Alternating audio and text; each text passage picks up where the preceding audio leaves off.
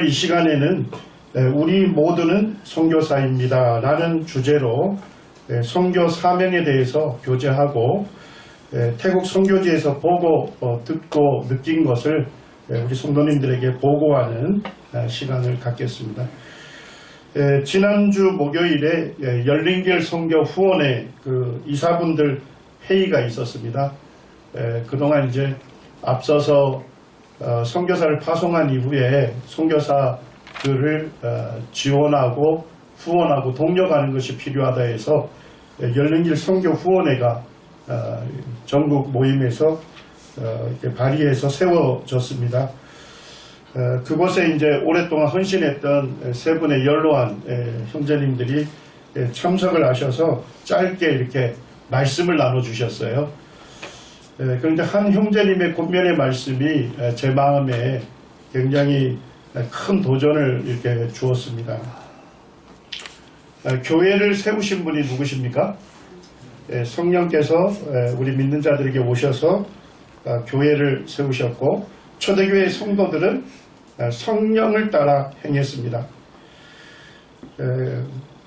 형제님께서 그 하신 말씀은 이 선교의 진보냐 태보냐 이 선교의 승패를 좌우하는 것은 결국 우리 성도들이 성령 충만하느냐 성령 충만하지 않느냐에 달려 있다는 것입니다.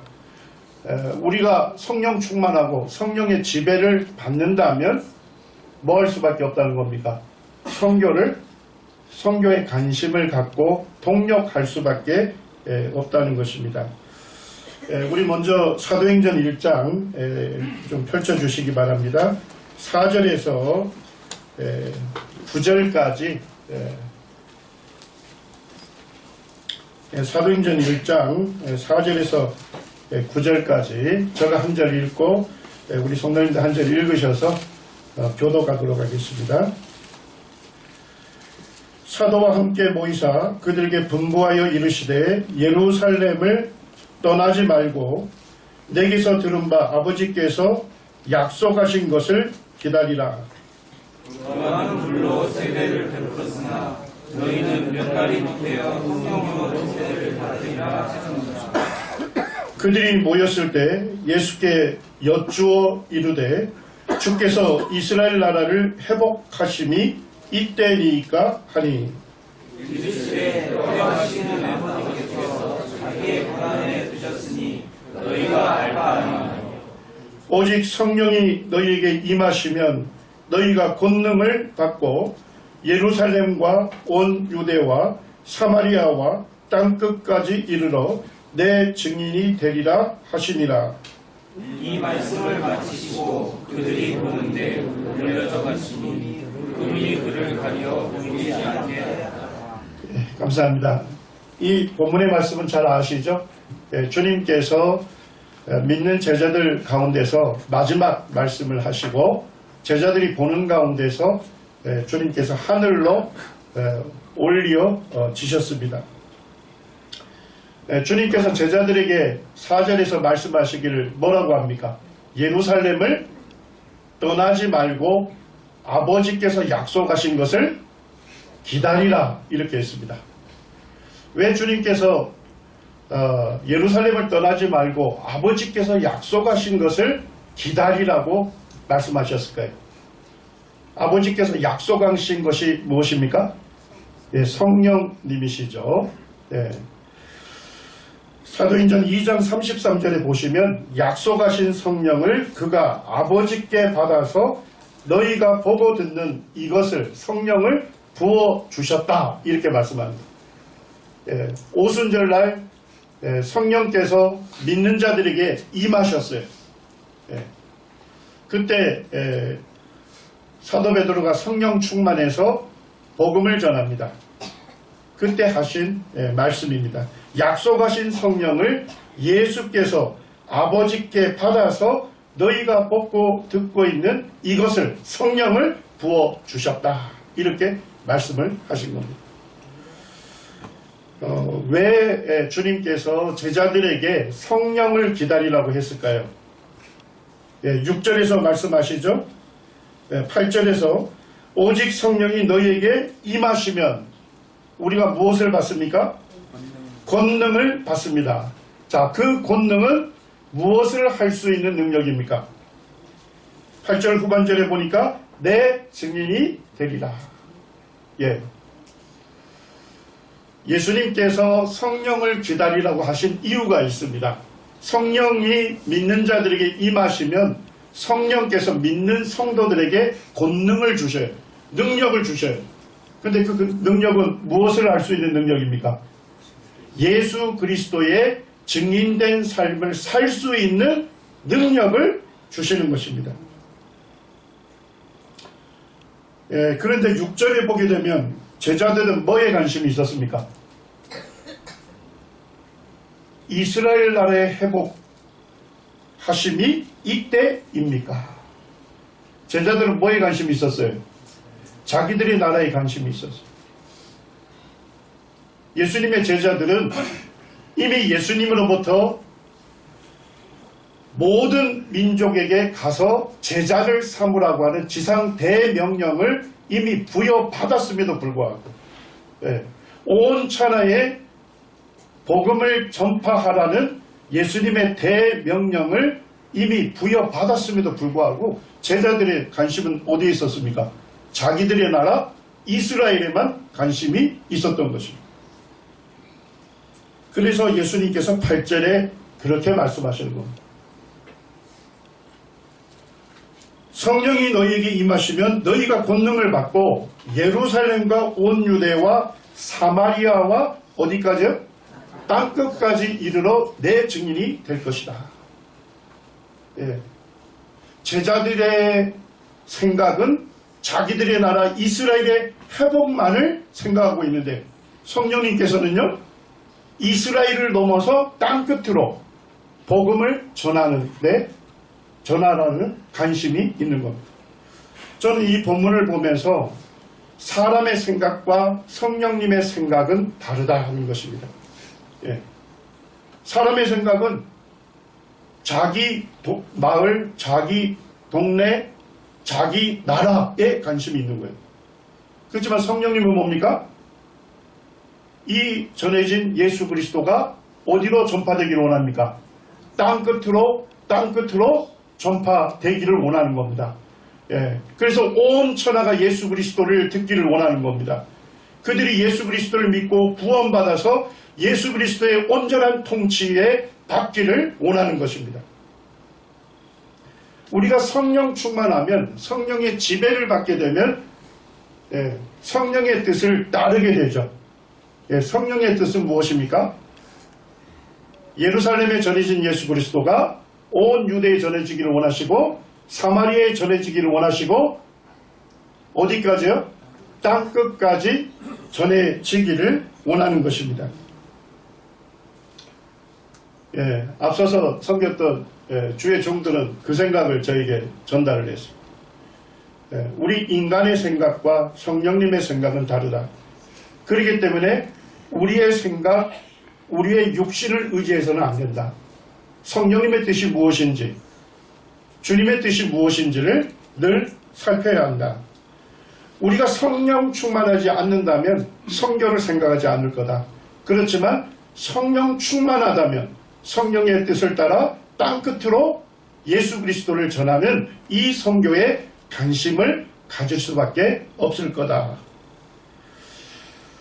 그 말씀이 저에게 굉장히 도전이 됐어요. 왜냐하니까 저는 우리 주님께서 남원 서문교회와 안병환 행제님 가정을 태국 선교로 부르셨지 않습니까? 교회가 주님의 뜻으로 분별하고 파송했습니다. 그리고 이제 저는 그 이후로 어떻게 하면 이 선교를 잘 도울 수 있을까? 그 생각을 했어요. 뭐 다양한 방법들을 생각했습니다. 물론 이제 그것이 잘못된 일은 아니지만 먼저 주님을 섬겼던 주의 종들은 우리의 생각도 중요하지만 더 중요한 것은 성령의 뜻이다. 성령의 뜻을 잘 살피고 그 성령의 뜻에 따라 선교를 해야 한다. 그것이 바로 선교의 승패를 좌우하는 것이다. 그리고 이제 한 분이 또 이런 말씀을 해주셨어요. 선교하지 않으면 선교지가 될 것이다. 이런 얘기를 했습니다. 우리 남원 성문교회가 선교를 하지 않으면 결국 이 교회가 문을 닫게 된다. 이 얘기입니다. 선교하지 아니하면 선교지가 될 것이다. 역사적으로 우리가 살펴보면 영국교회와 성도들이 성령 충만했을 때 무엇을 했습니까? 그들이 예수 그리스도의 복음을 땅끝으로 전하는 일을 했습니다. 주님의 음성을 듣는 성령 충만한 성도들이 선교지를 위하여 기도하고 후원하고 동력했습니다. 그래서 복음이 땅끝으로 전해졌습니다. 그리고 영국에서 볼 때 땅끝이었던 어디까지 전해진 겁니까? 한국에까지 전해진 겁니다. 영국 선교사이신 제임스 형제님이 한국으로 파송을 받게 됐고 한국에 오셔서 성경이 말씀하는 복음을 전하시고 주님께서 기뻐하시는 이 교회의 원리를 가르쳤어요. 그리고 한국에 구원받은 형제님들은 성령의 뜻을 따라서 모든 환경, 모든 것 고려하지 아니하고 주님의 부르심, 그 부르심의 말씀을 붙들고 복음을 들고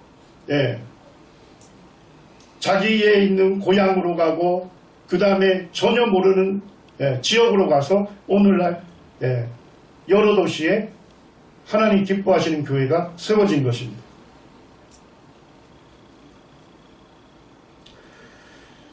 그런데 세월이 많이 지났죠. 지금 영국교회의 형편이 어떠합니까? 영국은 선교사를 보내는 국가였잖아요. 지금은요. 지금은 아시아와 미국에서 영국으로 선교사를 보내고 있습니다. 선교 받는 국가로 바뀌었습니다. 역사가들이 진단은 이렇습니다. 오늘날 영국교회가 왜 쇠퇴하게 됐는가? 선교 국가에서 선교를 받는 국가로 전락하게 됐는가? 첫 번째는 성경 비평학이 들어오면서 성경을 더 이상 하나님의 말씀으로 믿지 않게 되었습니다. 다윈의 진화론이 영국에서 일어나면서 과학 정설로 받아들여지면서 창조주 하나님을 부인하게 됐습니다. 세 번째는 영국을 중심으로 산업혁명이 일어나면서 여성들이 가정에서 사역이 이제 가정에서 어디로 내몰린 겁니까? 공장으로 내몰리면서 가정과 교회의 여성의 역할이 상실이 되었다. 결과적으로 자녀교육에 실패하고 교회의 기초인 가정이 무너지고 교회가 무너져 갔다는 것이 역사가들의 진단입니다. 오늘날 한국 기성교회들이 영국과 프랑스로 선교사를 보내고 있습니다. 그리고 유럽으로 선교사를 보내고 있습니다. 지금 한국교회가 수적으로 많이 증가됐죠. 그리고 한국은 어쨌든 다른 나라에 비해서 경제적으로 굉장히 여유로워졌습니다. 그래서 이제서 한국교회들이 무슨 생각을 하고 있습니까? 자기들에게 선교사를 파송해준 그 나라, 그 교회가 어떤 형편에 있을까? 이제 생각을 해보는 거예요. 교회가 많이 교인들의 수가 증가되고 경제적으로 여유로워지다 보니까 여행이 자유로워졌지 않습니까? 그러다 보니까 우리에게 영국의 어느 교회에서 선교사를 파송해서 복음을 전해서 교회가 세워졌는데 지금 그 영국 파송한 교회는 지금 어떠한 상태일까? 그리고 그들에게 가서 뭐예요? 감사를 드리고도 싶고 뭔가 은혜를 받았으니까 은혜를 갚고자 하는 마음이 생겼어요. 자, 그래서 한국에 있는 교회들이 자기들을 파송한 그 나라, 그 교회로 가본 겁니다. 그런데 지금은 어떤 현실에 있습니까? 대부분 선교사를 파송했던 그 교회들이 오랜 세월 지나면서 더 이상 선교하지 않게 되면서 지금은 뭐하고 있습니까? 대부분의 교회들이 문을 닫고 있더라는 겁니다. 그래서 기성교파에서는 지금 뭘 하고 있냐면 자기들에게 복음을 전해주기 위해서 선교사를 파송했던 그 나라, 그 도시로 누굴 보내는 겁니까? 예, 한국 선교사들을 지금 파송하고 있는 그와 같은 운동이 일어나고 있습니다. 예, 선교하지 아니하면 선교지가 될 것입니다. 우리 남원서문교회도 선교에 대한 열정을 품었습니다. 그리고 그 열정 가운데서 주님께서 태국 선교로의 문을 여셨고 태국 선교를 하고 있는 것입니다. 성도님들이 이 선교로 부르신 이 주님의 뜻을, 성령님의 뜻을 우리가 바르게 알고 그 뜻에 순종하게 될 때 이 교회는 계속 성장할 것입니다. 그렇지만 우리가 선교하지 아니하면 결국 선교지가 될 것입니다. 네, 사랑하는 형제자매님들, 선교는 주님께서 모든 성도에게 명령하신 대명령입니다. 우리 모두를 선교사로 부르셨어요. 자, 우리 형제자매님들, 내가 선교사다 하시는 분 손 들어보세요. 예, 좋습니다. 내가 선교사다. 나는 선교의 부르심을 받았다. 네, 손 들어보세요. 김종원의 이제 팔이 점점 더 올라가네. 눈을 좀 뜨세요. 예. 말씀은 서로 눈을 맞춰가면서 교제하는 겁니다. 예. 예, 우리 성문교회 성도님들 한 분 한 분을 선교사로 부르셨습니다. 우리가 예수님 믿고 구원받았다면 우리 각 사람 안에 누가 계십니까? 성령께서 계실 거고 성령님은 땅 끝에 가서 예수 그리스도의 증인된 삶을 살 수 있는 권능, 그 파워를 우리에게 주셨어요. 여기에 보면 권능이라는 단어가 있습니다. 예, 쉽게 번역하면 능력입니다. 예, 영어 성경에 보니까 파워라고 되어 있어요. 이 헬라어 단어는 뭐냐면 디나미스라는 단어입니다. 다이나미스. 이 다이나미스에서 뭐가 나왔습니까? 다이너마이트가 나온 것입니다. 다이너마이트가 뭐 하는 데 쓰는 건지 아시죠? 사람이 할 수 없는 거, 사람이 하기 힘든 거를 다이너마이트의 폭발 능력을 통해서 예, 산이 사라지고 불이 만들어지는 것입니다. 우리가 예수 그리스도를 믿을 때 성령께서 우리 안에 오셨어요. 그리고 우리에게 파워를 주셨습니다. 능력을 주셨습니다. 그 능력이 뭡니까? 땅끝으로 선교하는, 땅끝으로 예수 그리스도의 증인된 삶을 살 수 있는 능력을 주신 거예요. 그래서 우리 모든 형제자매님들이 다 받으신 거예요. 네.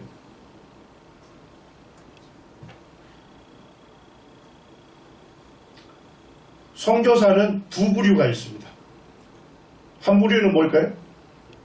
복음을 직접 들고 가는 선교사예요. 또 한 선교사는요? 보내는 선교사입니다. 네, 주님께서는 지상 대명령을 통해서 너희는 가서 모든 민족으로 제자를 삼으라고 명령하셨어요. 예. 여기에서 너희는 모든 성도들을 얘기하는 것입니다. 우리 구원받은 모든 한 분 한 분이 땅끝으로 선교하라고 하는 부르심을 받았어요. 예, 선교사는 단지 두 부류가 있는 것입니다. 가는 선교사가 있고 보내는 선교사가 있는 것입니다. 선교사로 가서 사역하는 것도 선교입니다. 근데 그것만을 선교라고 하지 않습니다. 나가 있는 선교사를 위해 첫째로 기도하고 물질로 후원하고 방문해서 선교사를 위로하고 격려하고 그리고 현지에 세워진 교회 성도들을 성경을 가르쳐주는 것. 이 모든 건 뭡니까? 선교입니다. 네.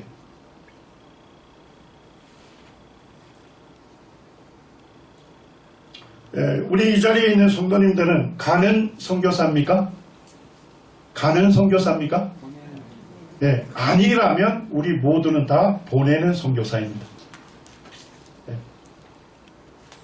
가는 선교사와 보내는 선교사가 연합하고 동력해서 선교가 시작이 됐습니다.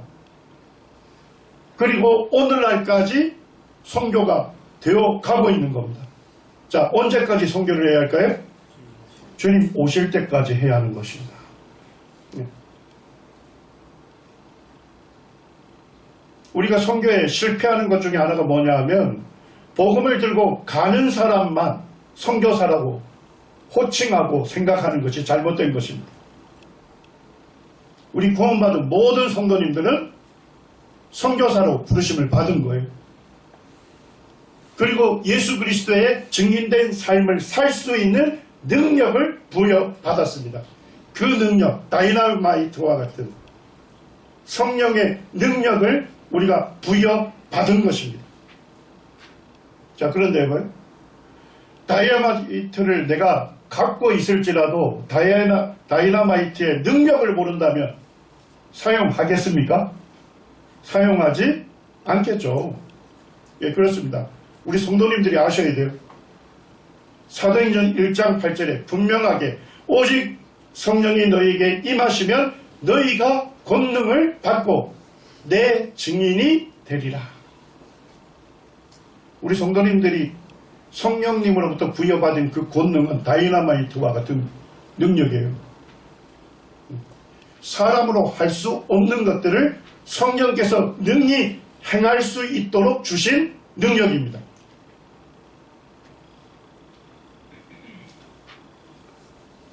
우리가 보내는 선교사로서의 책무를 잘 감당하게 되기를 원하는 마음이 있습니다.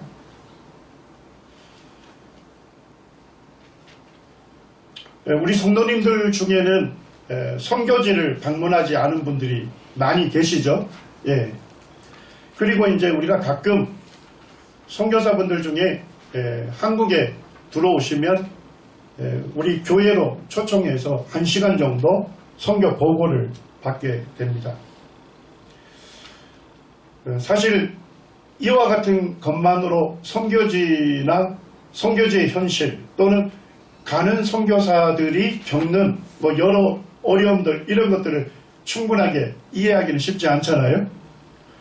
그리고 또 선교사분들이 또 오셔서 선교 보고를 하면서 자신이 선교를 하면서 또 겪는 그런 내면의 일들을 또 성도들에게 다 말하기도 좀 쉽지 않겠죠. 예. 그러다 보니까 우리가 사실 선교지의 현실 또 선교사가 겪는 여러 외적인 것 내적인 그런 어려움들을 우리가 잘 모르기 때문에 사실 보내는 선교사로서 우리가 어떻게 이와 같은 일들을 감당할 수 있을까 이런 의문을 가질 수 있습니다. 우리 성도님들 어떻게 하면 선교지의 현실을 잘 알 수 있을까요? 어떻게 하면 될까요? 어떻게 하면 선교사의 그런 외적인 내적인 여러 어려움들을 우리가 잘 이해하고 실질적으로 동력할 수 있을까요? 저 방법을 좀 알려드릴게요. 예, 우리가 3개월에 한 번씩 계절별로 지역교회로 뭐가 옵니까? 예, 열린길 선교 잡지가 옵니다. 예, 우리 남원서문교에서 잘 안 팔려요. 뭔 얘기인지 아시죠? 우리 성도님들 사실 개인 한 분당 다 돌아갈 수 없어요. 제한된 부스가 와요. 근데 그 부스도 잘 안 팔려. 그래서 누가 판매하죠? 네, 김종환 형제가 무료로 판매합니다. 무료로. 예. 우리 성도님들이 먼저 이 열린길 선교 잡지를 잘 읽어보시기 바랍니다. 그러면 선교지 현실을 좀 이해할 수 있어요. 예. 그리고 선교사들이 겪는 외적이고 내적인 여러 어려움들을 좀 이해할 수 있습니다. 그리고 구체적으로 거기에 기도 제목들이 뒤에 실려 있습니다. 예, 열린길 선교 잡지를 활용하시길 바랍니다. 우리 성도님들이 좀 더 나는 선교사들의 내면을 좀 알고 싶다, 그런 분들이 계시면 선교사들이 결코 쓰지 않은 편지라는 책이 있습니다. 선교사들이 절대로 쓰지 않은 편지. 눈물 없이는 읽기가 어려워요. 원래 이 책에 있는 내용이 열린길 선교 잡지에 한호 실렸던 겁니다. 제가 읽어보니까 너무 좋은 거예요.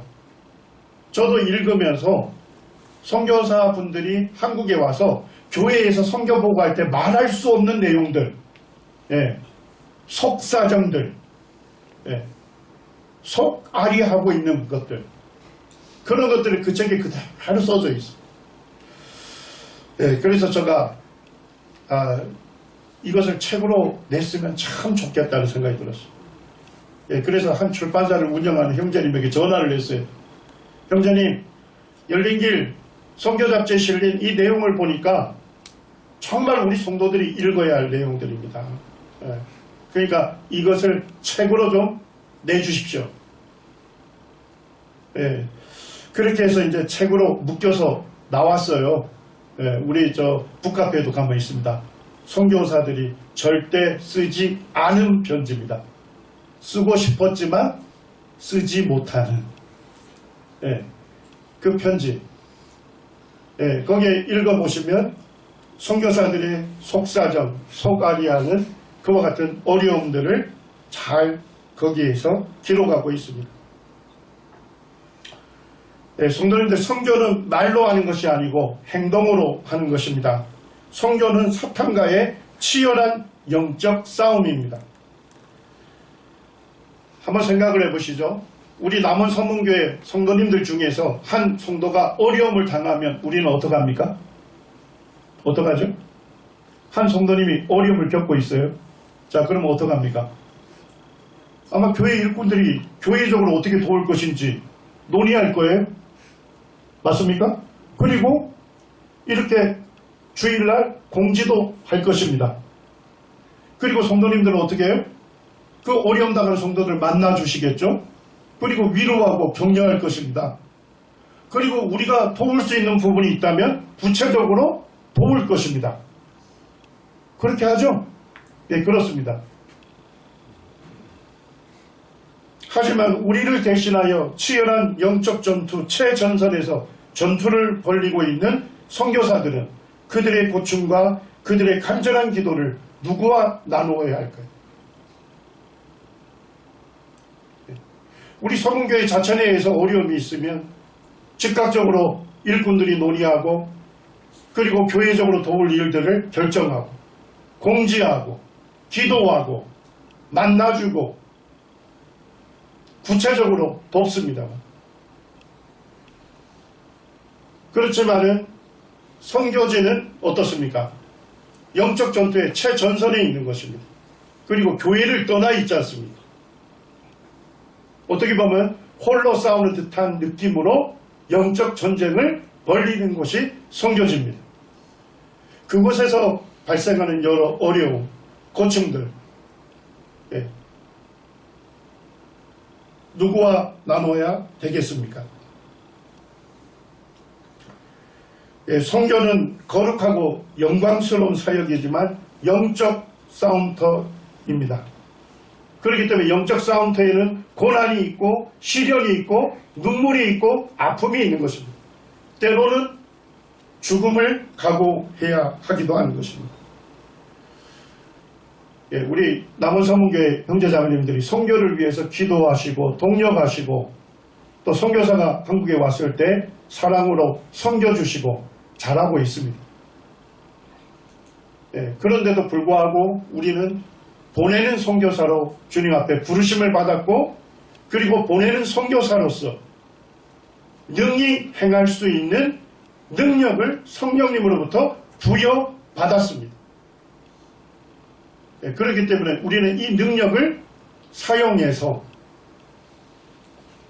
보내는 선교사로서의 책무를 우리가 다 해야 하는 것입니다. 태국을 잠깐 소개하겠습니다. 예, 이 타이라고 써져 있는 태국 굉장히 크죠. 예, 여기가 안병환 형제님이 사역하는 콩텐이라는 도시입니다. 예, 태국 자체가 남한의 한 5-6배 정도 되는 굉장히 큰 도시고요.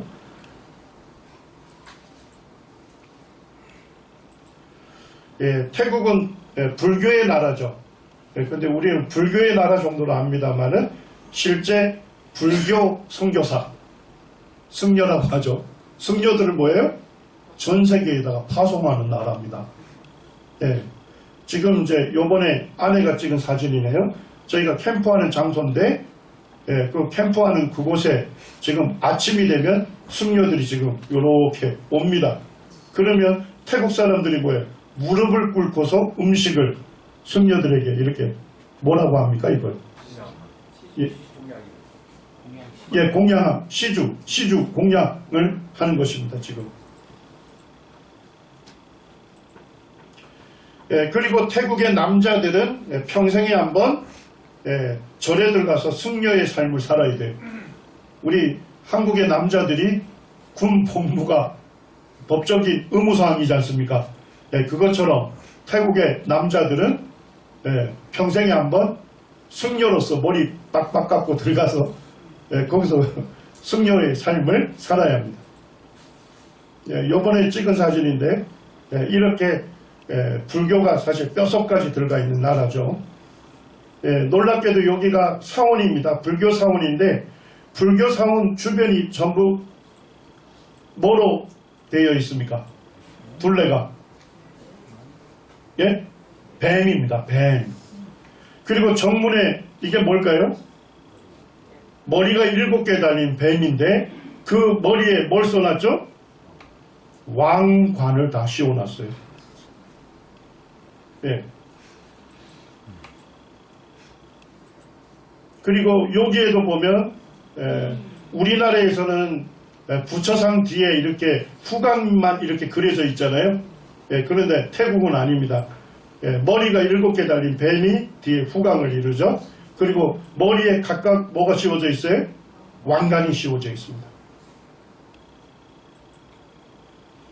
예, 여기 부처상은 어디 위에 앉아 있습니까? 예, 뱀 또아리 위에 앉아 있습니다. 그리고 그 뒤에 뭐가 후광으로 있습니까? 머리가 7개 달린 뱀 머리가 후광을 이루고 있습니다. 그리고 태국은 보니까 선교 역사가 우리나라보다 더 앞섭니다. 우리나라는 1884년에 최초로 선교사가 들어왔습니다. 근데 태국은 1831년에 우리나라보다 50년 먼저 선교사가 파송이 된 나라입니다. 자, 그런데 기독교 인구가 현재 몇 퍼센트입니까? 0.7%. 1%도 안 되는 거예요. 여기서 기독교 인구라는 것은 뭡니까? 개신교, 천주교 다 합쳐서. 그러니까 실제로 정말로 구원받은 사람들은 극소수가 되겠죠. 예, 그리고 이제 여기에 보게 되면 지금 교회가 세워져 있는 도시에다가 점을 찍은 겁니다. 예, 보니까 어디에 점이 많이 찍혀 있습니까? 요 북쪽. 예, 요쪽은 산입니다. 산족들이 주로 살아요. 소수부족들. 소수부족들의 복음이 주로 전해진 겁니다. 자, 그 다음에 여기가 방콕에 좀 선교사들이 몰려있죠. 그리고 보면 매우 적은 교회들이 있습니다. 예, 안병환 형제님이 있는 지역이 이쪽입니다. 0.1% 기록되어 있는. 예.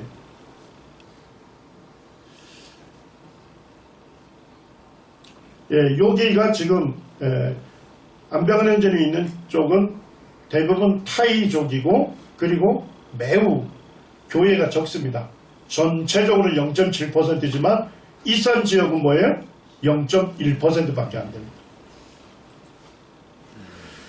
그리고 이제 우리 모임에서 세워진 교회들이 보면 북쪽에 지금 4개 교회가 세워져 있고 그 다음에 안병환 형제님 있는 곳에 한 곳, 그 다음에 태국의 방콕에 한 곳, 그 다음에 푸켓 쪽에 지금 5개 교회가 세워져 있습니다.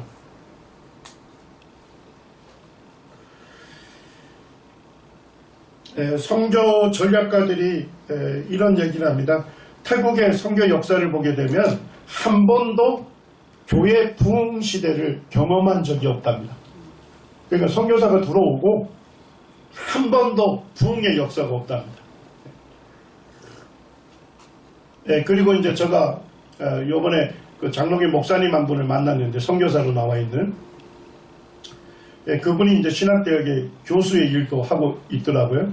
그 자신이 이제 태국 선교 역사를 쭉 살펴봤더니까 초기에 선교사가 와서 어쨌든 믿는 교인들이 있었고 교회가 세워졌답니다.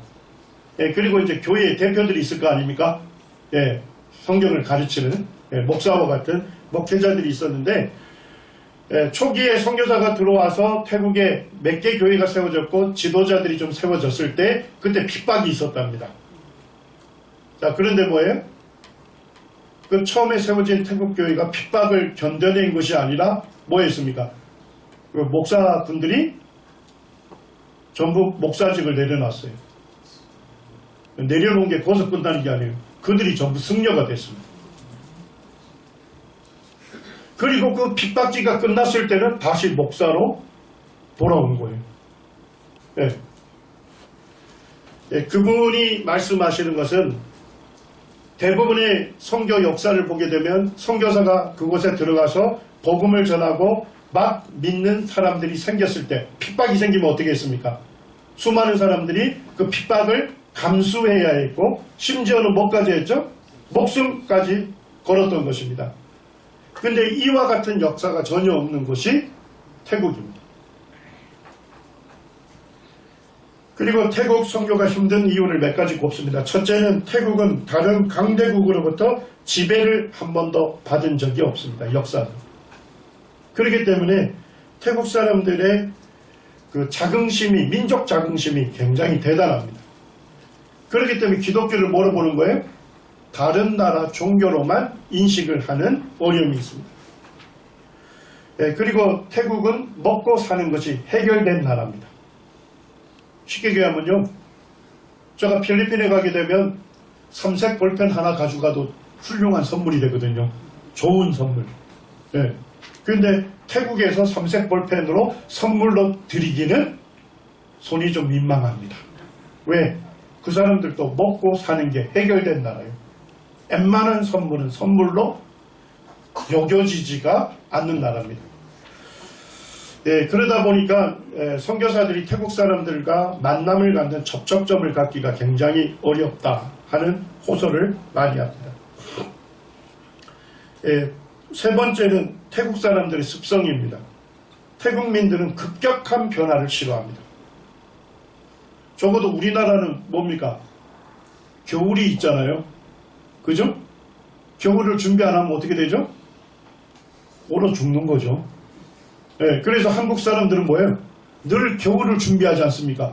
봄이 되면 씨앗을 뿌리고 여름에 뜨거운데도 일구고 가을에 수확을 합니다. 그리고 겨울을 맞이해서 안전하게 사는 거예요. 그러니까 한국 사람들은 계속 변화를 경험하는 거예요. 사계절을 변화를 경험하면서 겨울을 준비하는 거예요. 그런데 태국은 어떻습니까? 1년 내내 더워요. 그러니까 이 사람들은 굶어 죽을 염려나 추위 때문에 얼어 죽을 염려는 없는 거예요.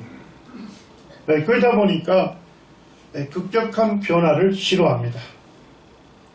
그래서 선교사들이 많이 얘기하는 게 마치 고무줄과 같아 하는 거예요. 잡아당기면 쭉 늘어나서 자기에게 가까이 다 온 것 같은데 손을 좀 띄면요 원래대로 돌아가는.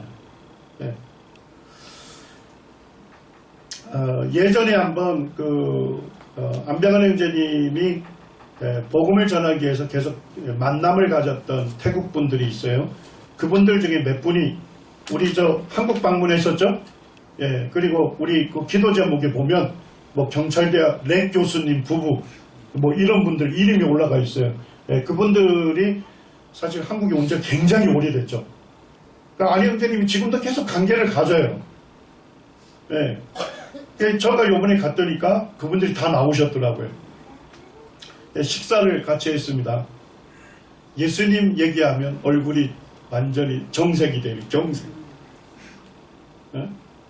그 전까지는 막 음식을 먹으면서 막 유쾌하게 자녀들 지금 어떻게 하고 있냐 뭐 이런 얘기하면 막 즐겁게 하다가 예, 요번에 성경 세미나 왔는데 1시간만이라도 성경이 어떤 책인지 좀 한번 들어보시라.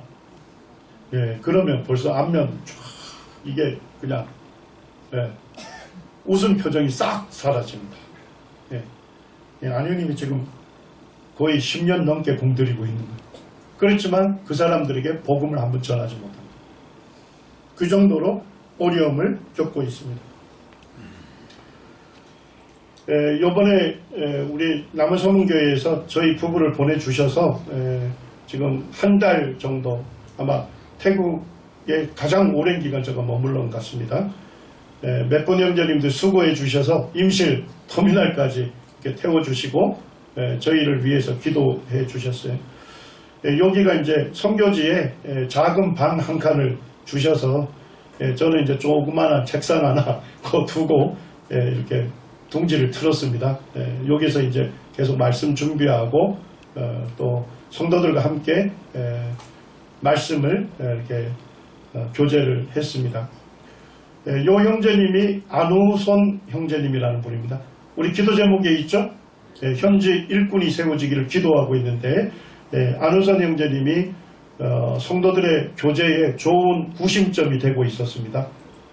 그리고 요 형제님이 진다 형제님입니다. 발음을 좀 제대로 해주시기 바랍니다. 가끔 우리 한국 형제님들 가서 좀 진짜를 세게 해서 찐다 이렇게 하니까 진다 형제님 그게 한국 의미로 무슨 뜻인지 이제 들었어요. 하도. 그러니까 진다 형제님 이렇게 좀 불러주시기 바라는데 진다 형제님도 그 선교센터에 결혼해서 그 안에서 같이 생활하고 있습니다. 그리고 이제 주일 오후에는 거기 지금 있는 선교센터가 사실 콩켄시의 외곽에 있습니다. 그 뭐 어떤 성도님들이 오셔서 왜 저 중심에다 건물 짓지 않고 왜 외곽에다 지었냐 하는데 뭔 얘기인지 아시죠? 땅값이 무지 비싸요. 그래서 안 형제님 부부가 3개월 동안 도시 중심에 어쨌든 작게라도 지으려고 발품을 하면서 다녔는데 울고만 다녔다 하더라고요. 너무 비싸서. 그래서 어쩔 수 없이 외곽에 세운 겁니다. 사정을 좀 알아주시길 바랍니다. 그래서 지금 이제 그쪽 콩켄 청년들에게 좀 복음을 전하려고 콩켄 대학 가까이에 그때 안병헌 형제님 부부가 그 부모로부터 받았던 재정을 갖고서 거기에 크리스찬 선교센터라고 작은 건물을 거기에 지어놨습니다. 그래서 주일 오후에 거기에서 그 동네 사람들 청년들 이렇게 초청해가지고 라면을 끓여줘요. 한국 라면. 근데 무료인데도 사람이 안 와요. 한국 라면 너무 좋아하거든요. 태국 사람들이. 먹고는 싶어. 근데 그 사람들이 누군지를 알잖아요. 예수 믿는 사람들이요. 그래서 거기 가면 예수 믿으라는 소리 들을까봐 안 가는 거예요. 그래서 자꾸만 찾아가서 오시라고. 그렇게 해서 지금 이제 여기 에어컨이 없어요. 덥더라고요. 라면 끓이고 누군지 아시겠죠? 떡대가 아주 뒤쪽에 보면 지금 땀이 하도 이렇게 제가 흘려가지고 제가 또 라면을 또 한 50년 이상 먹어본 경험이 있기 때문에 제가 이제 하루 한 번은 제가 이제 전부 셰프가 돼서 전부 이걸 다 했습니다. 그래서 그분들 이제 오시면 라면 먹기 전에 안형님 부부 또 안우선 형제님 부부가 거기 앉아서 어디에 사시냐 물어보고 이렇게 친근하게 한 다음에 또 끝날 때 되면 복음도 전해주고 전도지도 이렇게 건네줍니다. 여기 이제 청년들도 왔어요. 봤더니까 다른 교회를 다니고 있는 청년들입니다. 그래서 모자매님이 지혜롭게 복음 전하더라고요. 기독교와 불교의 차이점이 뭐인 것 같냐라고 얘기를 하니까 그 청년들이 제대로 배운가 봐요. 기독교만이 구원이 있습니다. 그래서 이제 자매님이 여기에 있는 전도지를 이제 그 청년들에게 종류별로 주면서 중요한 것은 뭐냐면 내가 복음을 분명하게 알고 믿어야만 다른 사람에도 복음을 분명하게 전할 수 있다. 그러니까 청년들이 여기 있는 전도지를 잘 읽고 공부를 하라. 그렇게 해서 이제 전도지를 손에 쥐어줬는데 전부 이렇게 종류별로 가지고 가더라고요. 이렇게 하고 있고, 주일 오후에 요 시간에는 또 진다 형제님하고 텅캄이라고 하는 형제님이 있습니다. 그 두 젊은 형제님이 학교로 가서 학생들 대상으로 지금 축구 교실을 해요. 그래서 이 아이들도 교회로 오라면 하나요. 축구 교실을 하고 뭐 음식도 사주고 거기에서 좀 복음을 짧은 시간 전해줘야 돼요. 또 긴 시간 전해주면 애들이 그 다음부터 또 안 온다 합니다.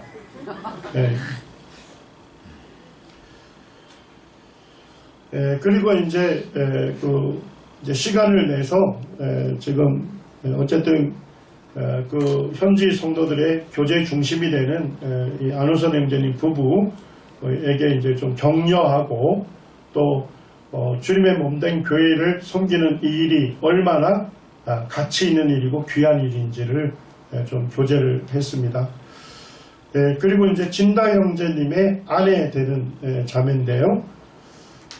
뭐 이렇게 태국도 돈벌이가 쉽지는 않은가 봐요.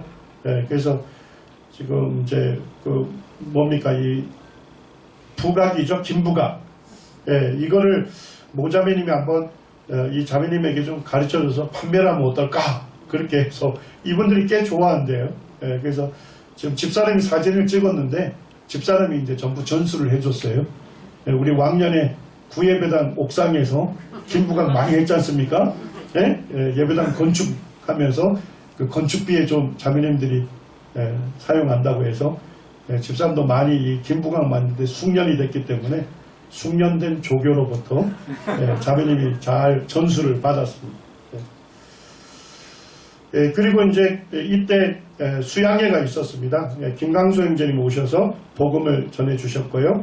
그리고 캐나다의 그 정정모 형제님이라고 저도 이제 처음 뵀는데 그 형제님이 오셔서 말씀도 이렇게 교제해 주셨고, 지금 이제 많은 분들이 오셨는데 요번 이제 좀 의미가 있는 건 뭐냐면 이 캠프 전체를 그 현지 형제님들이 전부 의논해서 전부 이 장소며 비용이며 전부 했습니다. 그래서 굉장히 꽤 좋은 시설 같은데 어쨌든 태국의 성도님들이 본인들이 헌금을 해가지고 지금 이번 이 캠프를 치렀습니다.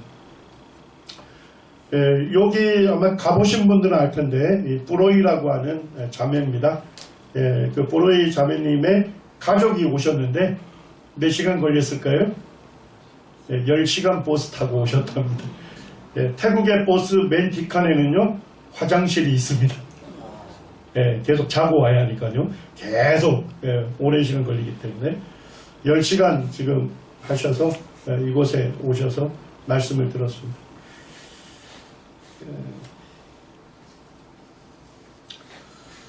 요번에 이제 수양회에 그 우리 콩켄에 있는 현지 성도님들 하고 그 다음에 이제 그 태국하고 북쪽에 접경하고 있는 나라가 어딘지 아시죠? 제가 뭐 보안상 잘 얘기를 안 하는데 L국의 형제님들 교회 그 인도자분들 6분이 참석을 했습니다. 그분 중에 한 분이 예전에 우리 남원 서문교에 와서 보고한 적이 있죠. 할아버지 피 형제님 오셔서 이렇게 같이 교제하셨는데 형제님의 간증을 제가 전부 사실 타이핑을 했어요.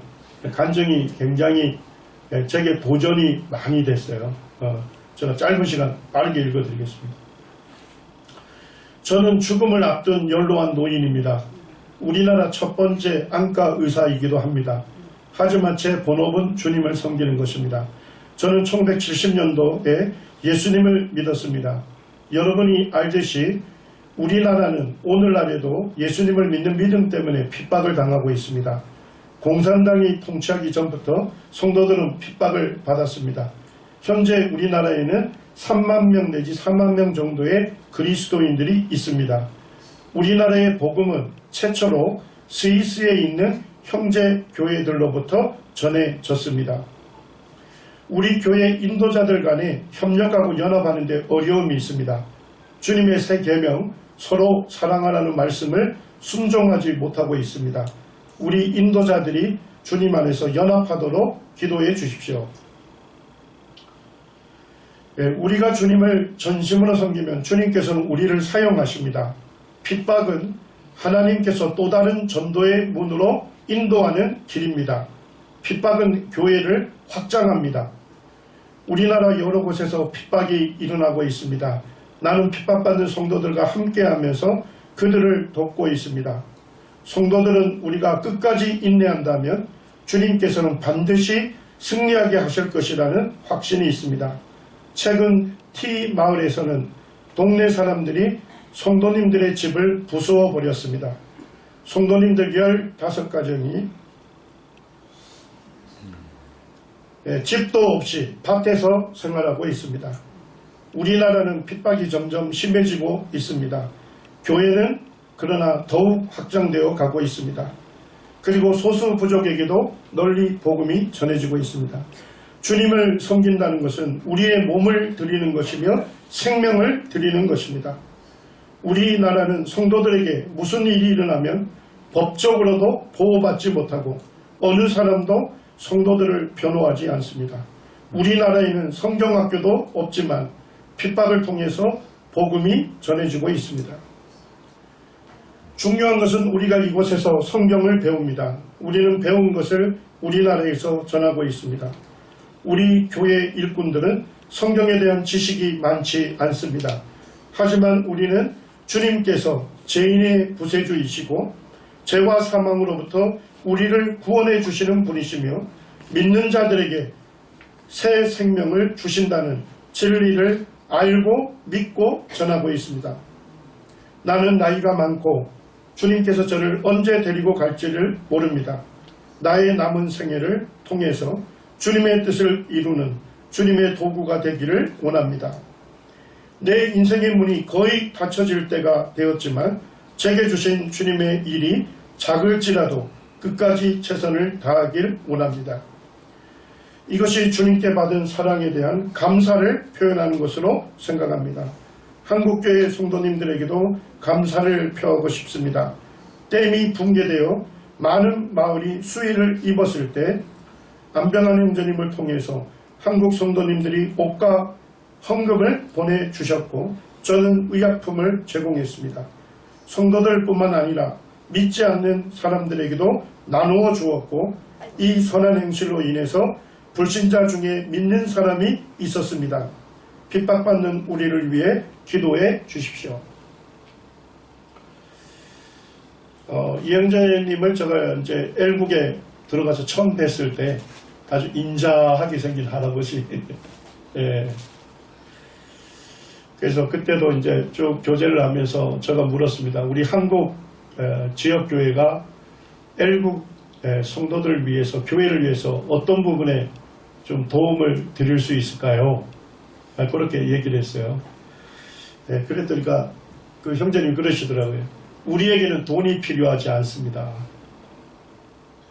우리는 최저의 삶을 살고 있기 때문에 더 이상 더 많은 돈이 필요 없습니다.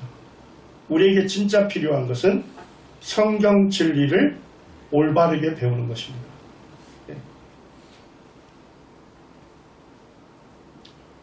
그래서 제가 엠마오 통신강좌를 말씀드렸는데 모르시더라고요. 그래서 엠마오 통신강좌가 이미 태국어로 번역이 되어 있습니다. 근데 태국어와 라오스어가 70%가 같아요. 태국어로 된 거는 라오스 사람들이, 엘국 사람들이 다 알아들을 수 있습니다. 예. 예, 그래서 그때부터 태국에 이미 번역되어 있는 엠마오 통신 강좌를 엘국으로 보내줬어요. 예, 그리고 거기에서 지금 엠마오 통신 강좌를 여러 지역교회에서 하고 있습니다. 책을 가지고 들어가는 것이 위험했기 때문에 건물이 굉장히 까다롭거든요. 그래서 거기에다가 프린터기하고 컴퓨터하고 복사기를 그 각각 교회별로 공급을 했습니다. 그리고 이제 태국에서 이메일로 그 성경 공부 과제를 PDF 파일로 보내주면 거기서 어떻게 하면 됩니까? 컴퓨터에서 프린터하고 복사기에서 그걸 호치켓으로 찍어가지고 주일날 성도들이 내주고 함께 성경을 공부하고 있습니다. 우리 성도님들 마지막 삶을 어떻게 살아야 하실지 우리 피해 형제님으로부터 좀 도전을 받습니까? 예, 마지막 삶 주님을 위해서 불태워야죠.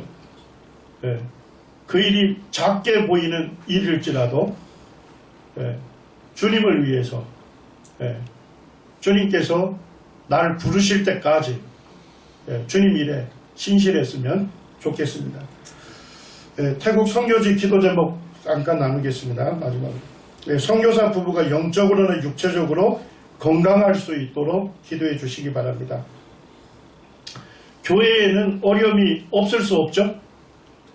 교회는 믿는 사람들의 공동체임에도 불구하고 어려움이 없을 수는 없어요. 그죠?